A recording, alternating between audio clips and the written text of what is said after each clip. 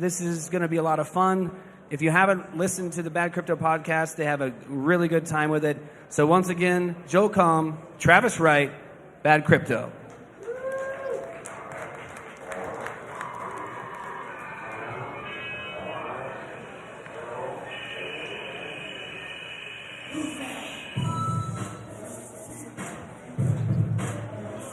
You don't get a microphone. Sorry, Mr. Travis Wright, you're out of luck. I get the green microphone. This is exciting. I've got the blue one. It's the green one because weed is legal here. That's right. And welcome to the Bad Crypto Podcast, live on stage. Do we have any citizens of the Republic of Bad Cryptopia in the house? Wow. Oh, there's the peanut gallery right there. That's great. Glad you guys are here.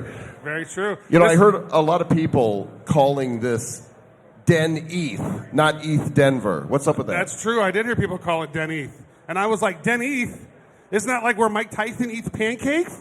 Down at Den ETH? Gotta go down to Den ETH to give me some Rudy Tooty Freshy Fruity, Mr. Joel Comm. Mike Tyson loved Den ETH. We're glad you guys are here. He was going to show up, but he went to the wrong place. Mike Tyson's going to show up any second. He's going to want to scan his NFT. Yeah, he's going to scan his badge. The Evander Holyfield earbite. That's true. NFT. These stripes are all awesome. They take you different places. I don't know if you've followed the yellow brick road, but I figured out the yellow one. That one takes you to the bathroom, which is really good.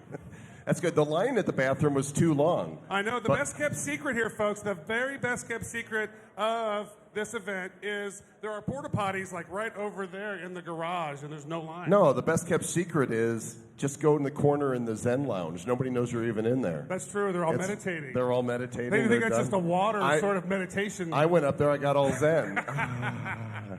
It was good. That is not good, Mr. Joe Comm. So this stage, though, how amazing is I know, this is great with rainbows and unicorns and bufficorns and all this good stuff. Of course, you can find Bad Crypto Podcasts at all the places that you would listen to podcasts. It is true, we've had millions of downloads. We're approaching 10 million. For the life of us, we can't figure out why. Well, because we've been doing it a lot. We put out 3 episodes a week. And finally, and math. After 2.5 years, we got to corner the one and only Vitalik today for an interview, and that'll be coming out in a future episode as well. Yeah, and what we've been doing, that's one thing we like about this event, which is like the event that we go to, is there's so much dog fooding of technology here at this event, right? So everybody was able to, if they signed up, they were able to get the cryptos to buy from these food trucks, which is really cool. It wasn't dog food out there. It was good food. It was no dog food. That one was back over there. But what was interesting, we were talking to Vitalik about that in NFTs. And one of the things that we've been doing on Bad Crypto is give out NFTs when we come to different events. Right? I just took a picture of you. That was really nice of you. And he's trying to distract me, so if I get my train of thoughts. Oh, there goes. Then I'm going to steal your joke. There was another NFT. No, so we chatted with him about that, and that's just one of those really cool use cases. And so when the Vitalik episode comes out, there's going to be a rare claimable NFT for that particular episode that you can only get for 72 hours after the episode goes live. Yeah, we really feel that NFTs could be the killer app of Ethereum, especially as it gets gamified and we begin to see digital assets like swords and armor and skins traded between various games.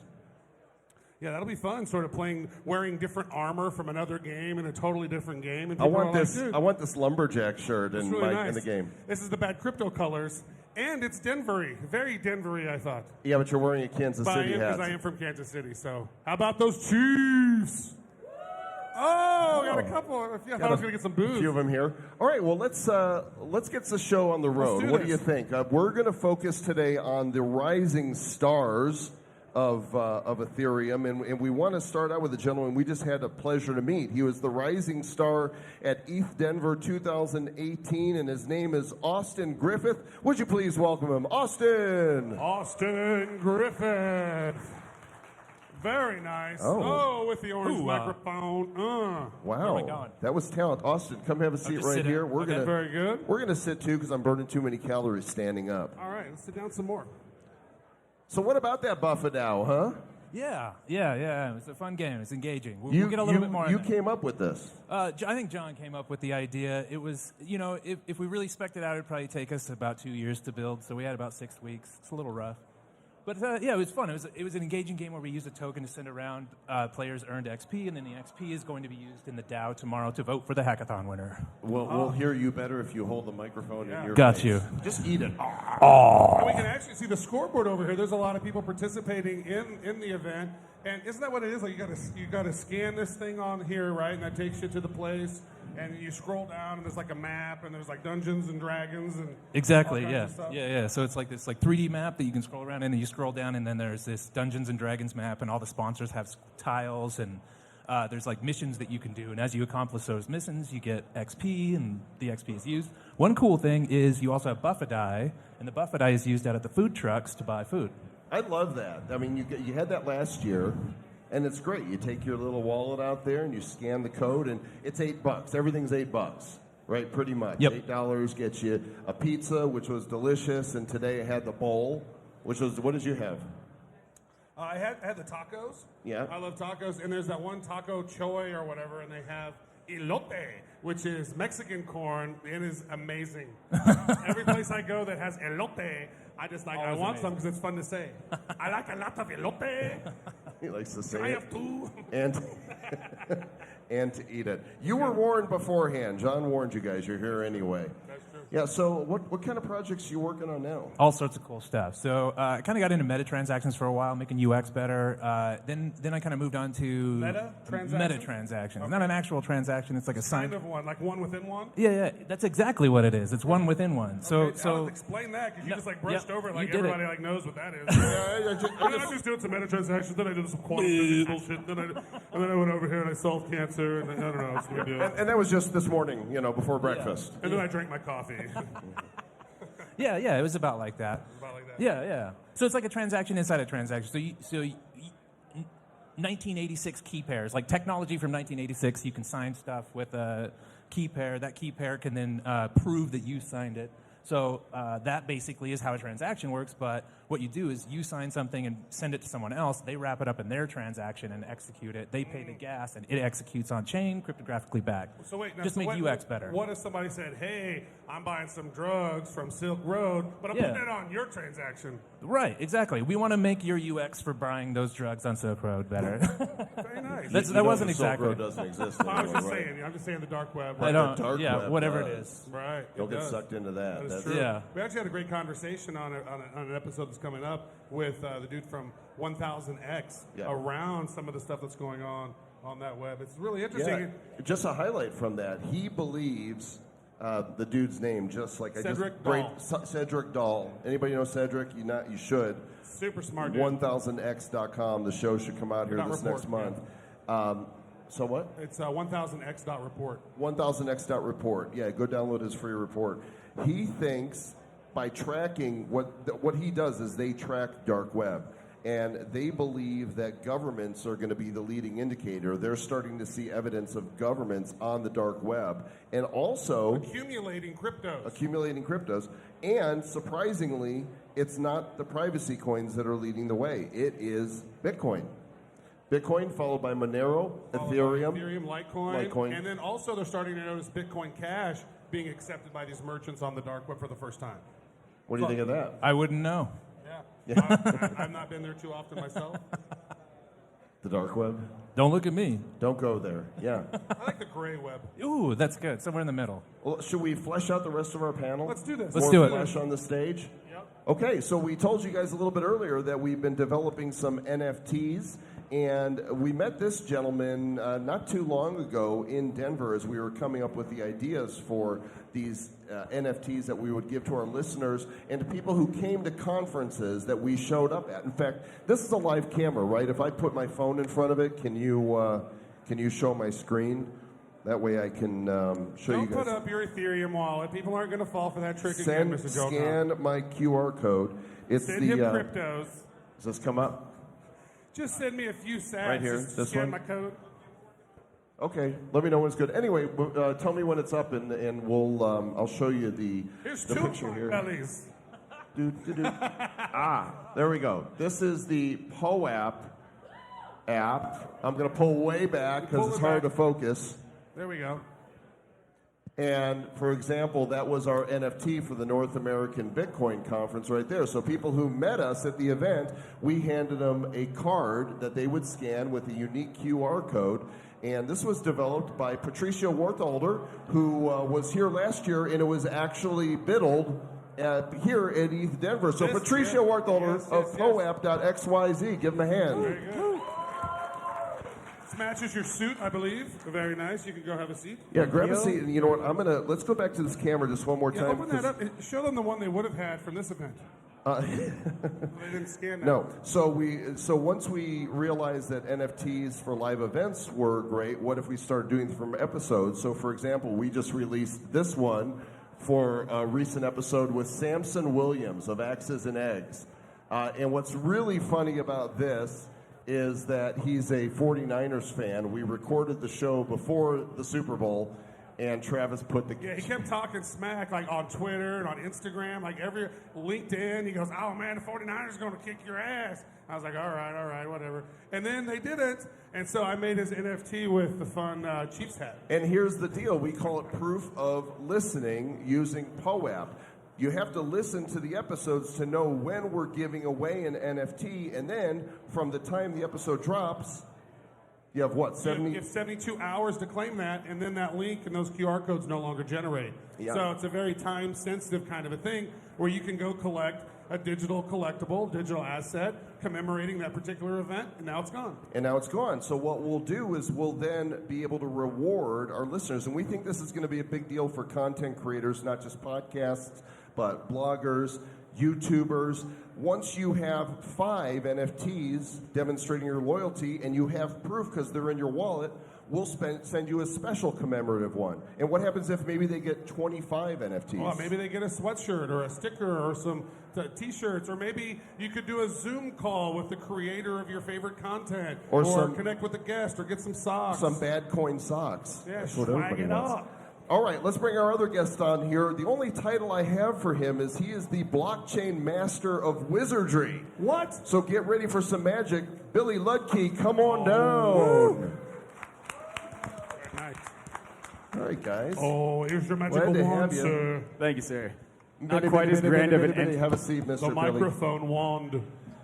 All right, Patricio, you've been manning the booth over there and getting everybody all the Buffalo gear and stuff, and POAP badging them. Now, what I find really interesting is what you've done here. You have a physical badge that it's not just the card with the QR code. Explain the idea behind these. I would call it exploiting anchoring, because if we give something physical, people feel some sort of attachment, and I'm included. I mean, if you give me something physical, it is likely that I pay 10x the attention as if you give me something non-physical. So we could do, and we would be more efficient to send the tokens based on your Buffy die, on your Formatic, on your whatever, but the impact would be way so less impactful than giving the physical item. We all suck for physical items and we don't know. And it's exploiting that vulnerability we humans have, because in these days, attention is so scarce that you need to find out, like wearing something flashy maybe. Very good. So what is the long-term vision for POAP? Like, are you thinking like all different conferences around the world? Are certain types of conferences? Are different conferences going to be connected so your XP from one event goes to another event and builds on it? Like, what's the long-term thought process around where POAP could be? So quick answer, long-term could be world domination. We want POAP to be on every event you attend in life, even if you don't want to. Being a little humble, so not aiming that high. We want people to believe that if they went to an event and it didn't have POAP, it was bad, even if it was the best event ever.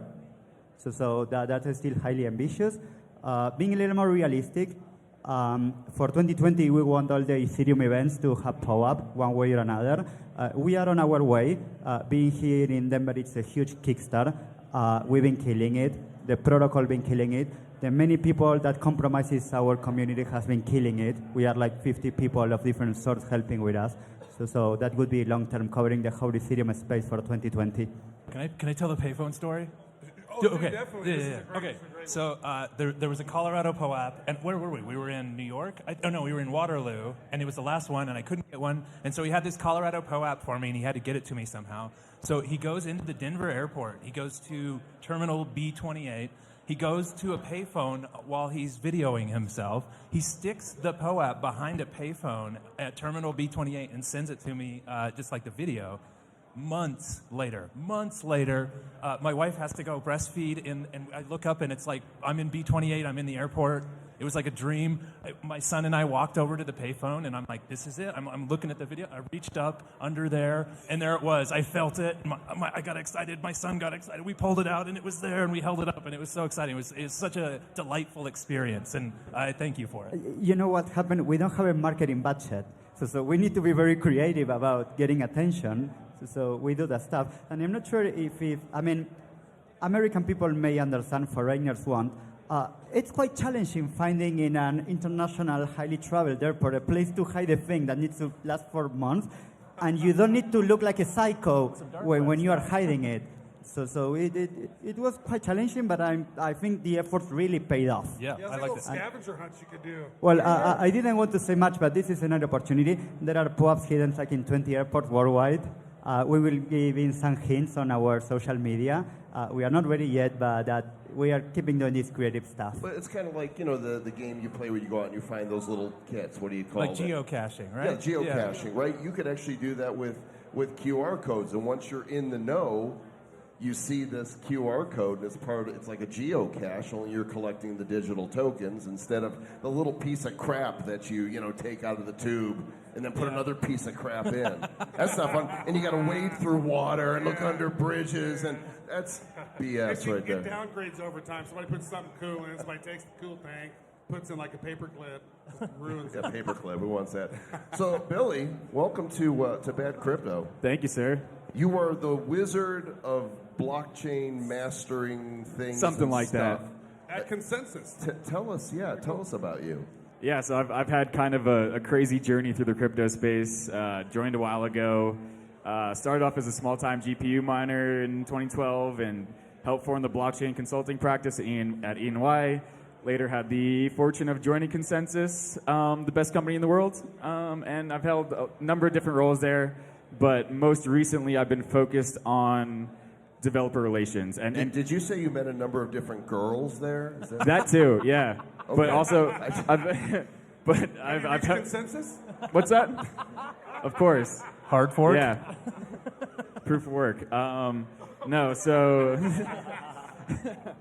yeah, number of different roles and girls. But yeah, been focused on developer relations. I think that's becoming a very topical theme in our industry, and I think the narrative for a long time has been, if you build it, they will come, and to some extent that's true. And I think like the hyper curious and the curious and maybe even some of the interested will come, but that's not everyone. And we need to really have, I think, a little bit more focus on outreach and marketing, and so that's what I've been doing lately. And you guys have like a prototyping. Like you guys aren't worried about like, let's not make a home run product. Let's test to see if we can swing the bat, right? It's all about like prototyping quickly. I've seen that as a theme in a lot of projects here.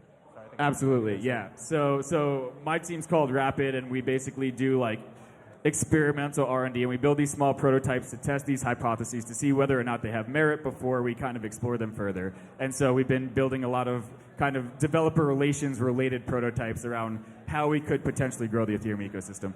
So we had as Joel mentioned, we had the opportunity to interview Vitalik, and we were talking about the developer relations and how he was able to, get the Ethereum community so excited so quickly.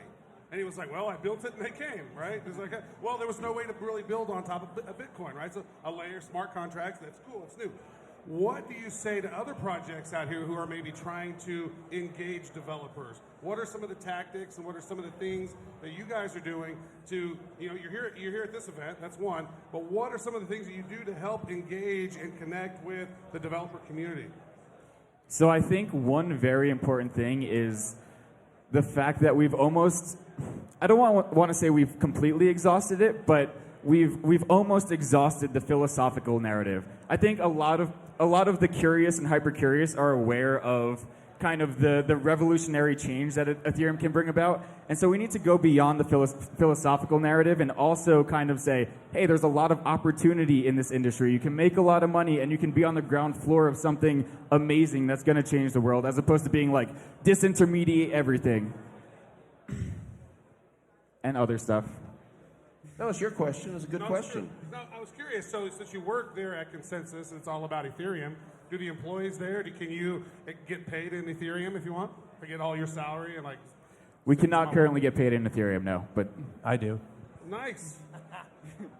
That would be a nice feature. We get paid in shitcoins. We get paid in only shitcoins. Yeah, that's it. That's why we're shitcoin Patricio maximals. has looked at our wallet so you can see Yeah. all the shitcoins that we've received over time. So if you do collect one of the POAPs, he's going to look at your wallet and go, oh yeah, what kind of coins these guys Yeah, where'd you lose all your money? Speaking of losing money, during 2017 ICO season, we spoke to a lot of ERC20-based projects. Well, but see, I think there's two different types of shitcoins. There's ones that truly are, there's no need to put this on blockchain. Case in point, they're out of business, so we can say their name now. Ahotech. So they were like putting horse saddles on the blockchain. Of course. Monitoring them like they were like a horse Fitbit. And it's like, wait a second, you're putting too much weight distribution on the left hind of the horse. It's this getting is sweaty. going to be a detriment to the horse. And I was like, well, why don't you just go to like Kentucky Derby, Churchill Downs, and like find some rich Colonel Sanders looking mofo and say, hey, I got this Fitbit saddle. Why do you need blockchain? Genius. Travis asked him, so why exactly during the interview, which was a sponsored interview, why are you doing this on blockchain? And the answer was to raise money. To raise money. That was the exact That was answer. the answer. But some of them, we call shitcoins, but there was some really good ideas for projects, and I think the market going like that. People didn't get out of their crypto soon enough, and they ran out of runway. Was it Some just projects. too soon for a lot of these? I mean, do you feel like, hey, there was some actually worthy projects that were built on ERC20? You're shaking your head? There was a few, but I'd say majority scams. But the mechanism. Outright scams, because when I think of scam, I think we are just going to take your money and we have no intention of ever producing anything. A lot of those, unfortunately. But the mechanism of being able to raise funds without having to have the accredited investor stuff is actually pretty powerful, right? It's Very just powerful. It was one of the biggest use cases for Ethereum, which is what the price of Ethereum. All these ICOs were going on. The price of Ethereum was going way up. No more ICOs. The price of Ethereum kind of went down. I thought that was like, I don't know, it's not the causation, but is there a correlation between that, do you think? Because that seemed to be one of the things that people used Ethereum a lot for, was investing in other crypto projects. I'm a 100%. developer. It's faux pas to talk about to talk about price, Okay, right? sorry, faux pas. Faux pas. Am I saying it right? That's good. I think you did Yeah. good. It's Yeah. okay. He is also French, Mr. Joe now we are talking Oh, French we here. are three French people now. Ethereum, And the guy from Argentina. who and has the wizard. the thickest accent Oh, it's so- of anybody that I know. I love it. Argentinian, Buenos love it. Aires. Yeah, well, let's hear some more of that thick accent there, Patricio, because I just love the sound of your voice. There's something about the way we learn to speak, because we all Argentinians speak with the same thick accent that's quite broken, and it is so easy to identify each other. Yeah, so as you're bringing POAP out, where are you seeing, besides us, the greatest interest? Like, what industries do you feel that this is really going to be practical for? There's a minority of the population, and this seems to be a worldwide phenomenon, that some people get emotional attachment to objects, so they are like hoarding, but not hoarding as a disease, more like as collectibles. So there are some hoarders that they get so excited that it's so validating, but then you realize that they are a minority. So if I wanted to exploit where there's more interest, it's going about collecting clubs, whether it's train tickets, packets of cigarettes or whatever. Those, they really love the idea. Then you have the slightly interested who are quite apathetic yet. And then you have the all others, which I'm interested in, and it's the large majority, and I think it's worth mentioning, even when the question was what's the most interesting thing, which is people that only care if there's something for them to gain from. And that's still a focus. I mean, I need to divert the interest through them. I just heard a beep. Does that mean the turkey's done or what? I'm not sure, but I want to ask this because it seems to me like POAP could be like a next generation crypto Foursquare. Like we talked about this earlier, how like Totally. Gowalla, like, hey, I just checked in and I'm the mayor of this Starbucks, and boom, I earn an NFT because I've been there, and it's like a reward thing, and now you've earned this, and now you get a discount off of your coffee your next trip or something. I could see where retailers could use these NFTs as proof of you being here because you can only get them here. That could be, for all we know, that's being biddled. You know, upstairs, there's all these brilliant developers working on some really exciting projects. In fact, if you guys have seen something that you want to give a shout out to, this would be a great opportunity to do so. I've personally been kind of heads down, so I haven't gotten the chance to explore a lot of projects, except for ours. Joe's giving me a heads up there. We're really great. Yeah. We're the best. You got a lab over there, right? You're like running in a lab. What is it? What is the project specifically that you're doing over there at Consensus? So my team is kind of, yeah. So what I saw was there was a lot of ideas floating around the minds of the people of the mesh that never really got explored because there was no team that could just agilely switch focus and quickly build POCs around these ideas. And so like kind of every week for us is a hackathon. So this is kind of our bread and butter, this setting. So yeah. I'm digging this Peppo thing. Peppo's pretty cool. Those guys are here. Yeah. You guys check out that Peppo up there? You guys seen that? I'm Peppoing you all right now. Yeah. Like Instagram stories and like It's TikTok. like TikTok. It's like it really reminds me of Vine, kind of that whole vibe, and getting to earn cryptos from it. That's really cool. Yeah, and if you download download Peppo and tag things with hashtag 1 million developers and also hashtag idea or aha, you'll get populated in our app, and there's leaderboards. So please go do that. The aha moment, that's a cool thing to talk about. Yes. So when we talk about bringing in new developers, we all realize that somewhere throughout the journey of learning about Ethereum and other cryptos, we had this aha moment of like, holy SH, that is awesome. Holy SH. What we're trying to figure out is like, can we instead of like digging through a million white papers and spending too many late nights reading about this stuff, can we get people to those magic moments quicker, right? Mm-hmm. Can we in just a 2-hour session of us hacking away at something, can I get you to the point where you just can't sleep, you're thinking about so many things you want to build on it, right? And I think that's the part of the 1 million dev thing. Yeah. Sorry, go ahead. Why don't you get cage match, Russell? No. Okay. No? All right, Patricio. So I want to switch the role for a minute and become the moderator and ask a question for all of you. Why do you think Foursquare died? Why doesn't it exist any longer? I wish I could say I understood that. I know you were speaking English, but with the reverb and all that. Can we get a translator, please? Yeah. So Travis mentioned Foursquare. Easily showed how powerful the idea of collecting your travel Foursquare places did. and such. Why doesn't it exist any longer? Oh, it does exist. Well, yeah, it's Foursquare does exist, and then they had the other. Well, I think their problem was they separated their location-based check-ins from their Foursquare data. Does anybody use it? And then Gowalla got purchased by Facebook, and then Facebook took all the developers and then killed the product because they were launching Facebook Places. Well, let me put it a different way. It doesn't exist any longer, even when people want it, because it was centralized. And when the company decided that it was no longer profitable, they decided to kill it. While if I die, everything POP has done is open source, and it's there for anyone to build it. So it's a completely different paradigm, and it's hopefully the way we do business in the future. Like permissionless extensibility, right? I don't even have to ask his permission. I can set up a chat room that uses that Colorado POAP as a utility, as like the key to get into it, right? I can say anybody who has collected a Colorado POAP now can get into this chat room with me and have direct contact with, I can help you build your next app, right? So you can put a utility to these things, and that's the powerful thing to me. And the permissionless extensibility. I don't have to ask him. I can just do it.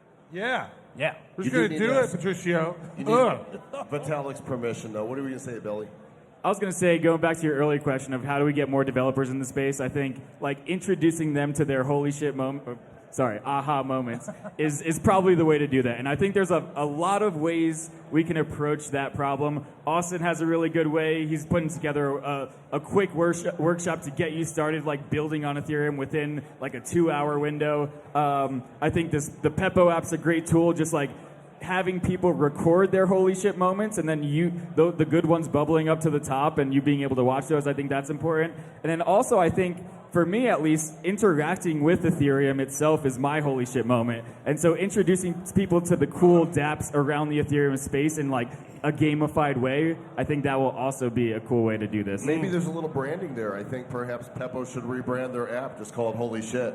Yeah, or just have a channel that just shows holy shit moments. Like, I would subscribe to that, like, immediately. We're going to start a channel. We're going to set it up. We're going to create a Bad Crypto podcast, because what a great way to use social media to engage directly with your audience. I thought we were going to do the shitcoin discussion forum. So which ones bubble to the top and which ones need to be flushed. Oh, my. I can't take him anywhere. That's true. I Thanks, apologize. Travis. That's great. That's good. Man, so anything else that you guys would like to maybe share with the audience before we sort of wrap up? Anything cool going on, or anything that you guys want to make sure that people go check out? Maybe what's for dinner, you know? Who can explain where the people can fulcrum? connect with Who can you? explain the fulcrum thing the best? Anybody? Like the flash loan scenario that happened today? It's so fascinating. What Pretty happened? cool. What was Yeah. it? Fascinate us. I don't think I can explain it as well, though. Okay, so I know very little about it, but I know that in an atomic transaction, you can take a loan and you have to pay it back within the same transaction. But because we're moving money around and it's DeFi and there's lending and borrowing and all this interesting stuff where your interest is going somewhere else, I really don't know anything about it. I wish I shouldn't have brought it up because now I have to explain it. But there's some way that they took a loan and they put it in somewhere, and then they converted it to something else, and then they sold that thing, but they earned a bunch of money on arbitrage, and then they sold everything back, paid off their loan, and earned like a $250,000. $50,000, yeah. Yeah, in one transaction, boom.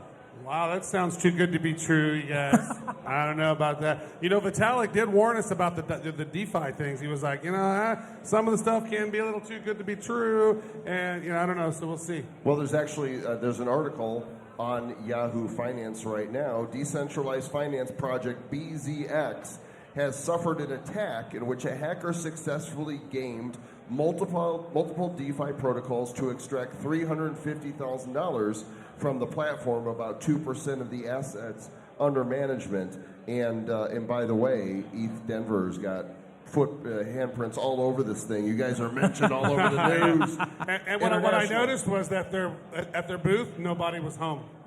So I don't know if there was a correlation to that. They were just going to the food truck. They're like, oh no, we better hide. We got Yahoo News. Yeah, so what are your thoughts on that? On DeFi, security?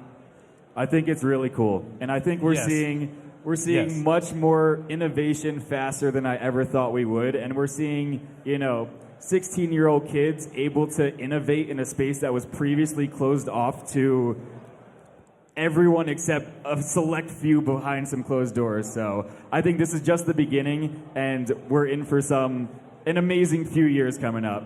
It's Boom. fascinating. On that note, Billy, Patricio, Austin. Hold Travis. on. I just did a loan real quick, and I paid it back, and I made $42,000. Biggity bang! Connect! Oh, What's up? what's that? Who knows how we end our show? On the count of three, you're all going to yell out a "Stay Bad" as we wrap it up here. 1, 2, 3. Stay bad! Excellent. Thank you all very much. Listen to Bad Crypto Podcast, badcryptopodcast.com. Who's bad?